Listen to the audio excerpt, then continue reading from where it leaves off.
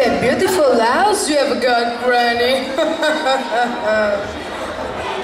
Sorry, who's there? It's me, Granny. I bought a basket with some bread and honey. Open the door.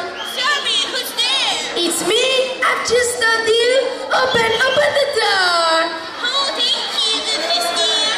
Come in, my little daughter. Push the door. I was worried. Think that something has happened to you in the forest. Surprise! Good afternoon. Appena il lupo entra, assale la povera donna, si infila nel letto e aspetta che possiamo. Bye bye, Granny.